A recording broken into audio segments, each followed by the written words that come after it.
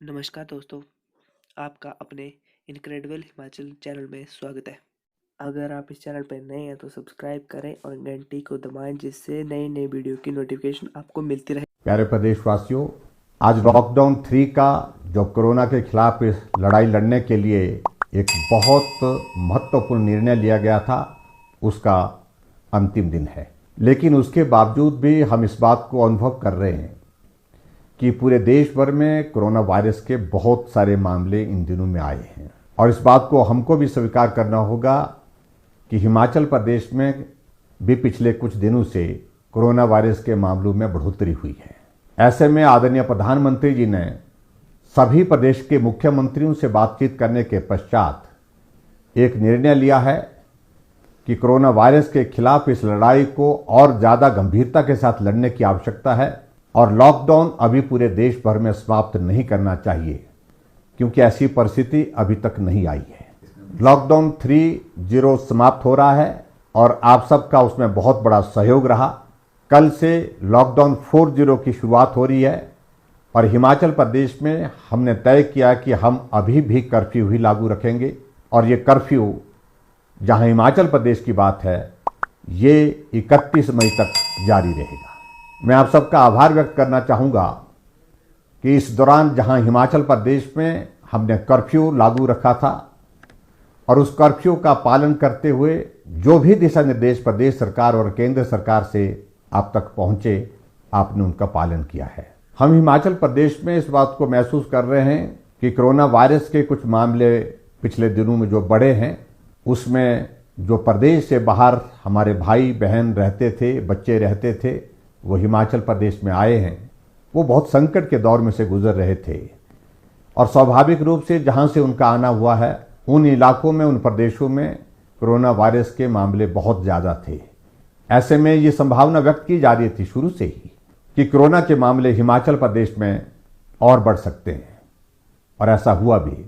हिमाचल प्रदेश में corona virus के जो मामले बढ़े हैं, उनकी संख्या अब 80 तक पहुंच गई है। लेकिन मुझे इस बात को लेकर के भी संतोष है कि 80 में से हमारे पास हॉस्पिटल में जो उपचाराधीन है, जो पॉजिटिव केसेस हैं, जो जिनको आइसोलेशन में हमने रखा है, उनकी संख्या 33 है, 33 है। बाकी राज्यों की तुलना में हम इस बात को कह सकते हैं कि हिमाचल प्रदेश अभी भी बहुत बेहतर है। लगभग 60,000 से ज़्यादा लोग जो हिमाचल प्रदेश के निवासी हैं, दूसरे प्रदेशों में फंसे हैं, वो अपना घर वापस आना चाहते हैं। स्वाभाविक रूप से ऐसे में आशंका व्यक्त की जा सकती है कुछ मामलों में और बढ़ोतरी हो सकती है।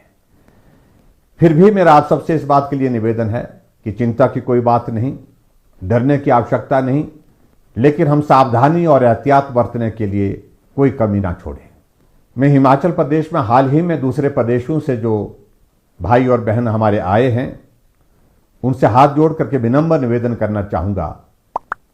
आप अपने घर आए हैं, आप घर में आने के पश्चात अब सुरक्षित हैं, लेकिन उसके बावजूद आप होम क्वारंटीन में हैं, तो होम क्वारंटीन के नियमों का पालन करें।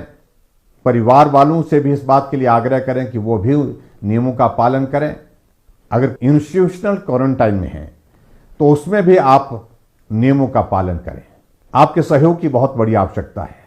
हिमाचल प्रदेश के सभी भाइयों और बहनों की जीवन की रक्षा हमारी जिम्मेवारी है।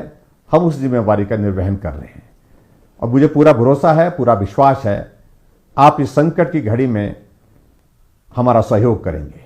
इस बीच में मुझे इस बात को लेकर के खेद भी है कि कोरोना वॉरियर के नाते जो फ्रंट लाइन पर काम कर रहे हैं, जिसमें एक डॉक्टर टांडा मेडिकल कॉलेज का, वो भी संक्रमण की चपेट में आए हैं। एक हवलदार, वो भी पुलिस विभाग में काम करते हुए कोरोना वायरस की चपेट में आए हैं। मैं उम्मीद करता हूं कि उनका स्वास्थ्य बहुत जल्दी ठीक हो जाएगा। मैंने उनसे बात करने की भी कोशिश की, वो दोनों स्वस्थ हैं और उम्मीद करता हूं आने वाले समय में वो ठीक होकर के बाकी लोगों का भी हौसला बढ़ाने में मददगार होंगे।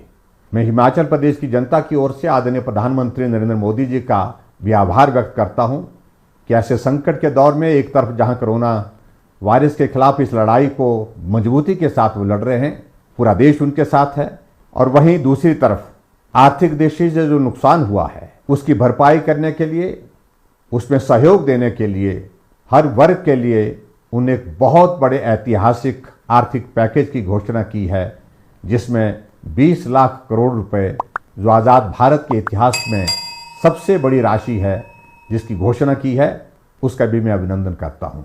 एक बार फिर से मैं सभी हिमाचल वासियों का आभार व्यक्त करता हूं, जिन लोगों ने अपने सीमित साधनों के बावजूद हर तरह से मदद करने की कोशिश की है।